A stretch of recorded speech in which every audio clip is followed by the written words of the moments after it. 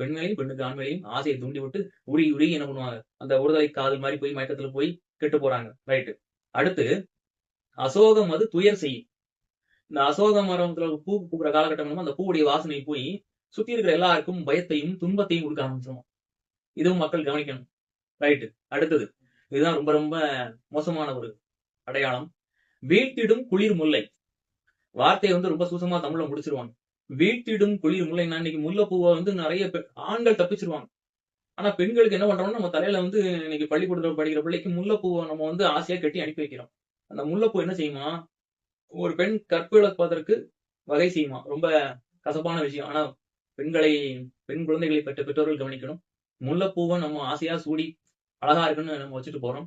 அது காமத்தை வேற மாதிரி கொண்டு போய் பெண்கள் ஆண்களிடம் தன் கற்பை இழப்பதற்கு காரணமா இருக்கும்னு சொல்றது. அப்போ முல்லைப்பூ காமனுடைய ஐங்கணைகள் மோசமான ஒரு கலை. பெண் இன்னைக்கு இளம் வயதிலே கற்பிழக்கிறதுக்கு காரணமா இருக்கு. எச்சரிக்கையா இருக்கணும். அடுத்தது நீலம் உயிர் போக்கி விடுமா. எனக்கு வாழ்க்கையே வேண்டாம்னு வெறுக்க வைக்கிறது. உயிரை எடுக்கிறது அளவுக்கு அந்த நீல மலர் சொல்லுவாங்க. கருங்குவளைன்னு சொல்லக்கூடிய நீல நிற அல்லி மலர் சாகணுங்கிற எண்ணத்தை கொடுக்கும்.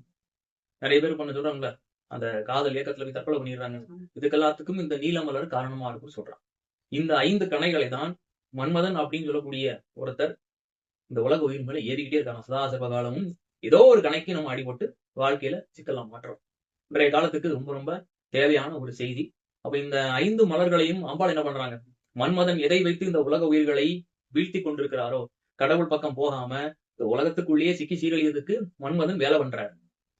ஆனால் அப்படிப்பட்ட மன்மதனிடமிருந்து மக்களை அப்ப அம்பாள் காப்பாத்துனா அந்த மன்மதனுடைய ஆயுதம்லாம் தன் கையில இருக்கணும்ல. அப்ப இந்த உலக உயிர்களை காப்பாத்துறதுக்கு அன்னை அபிராமி தன் கையில மன்மதனுடைய கரும்பு வில்லையும் அந்த 5 மோசமான பானங்கள் கணைகளை மலரம்புகளையும் கையில வச்சிருக்காங்க. அப்ப எல்லா இடத்துலயும் ஐங்கணை பாசாங்குசமும் கரும்பு வில்லும் வர இடத்துல அம்பாள் ஒட்டுமொத்தமா ஒரு அறிவிப்பு கொடுத்துறாங்க. இந்த உலகத்துல ஆசாபாசங்களை சிக்கி நீங்க சீரழிஞ்சு போகாம நான் உங்களை காப்பாத்துறேன். அதற்கான அடையாளம் என்னிடம் இருக்கிறது அப்படின்னு சொல்லிதான் இந்த அபிராமி அந்த ஆதி நமக்கு அற்புதமான விஷயங்களை எடுத்து சொல்லுது. இது எவ்வளவு பெரிய விஷயம் நீங்களே பாருங்க. மக்கள் சிந்திக்கணும்.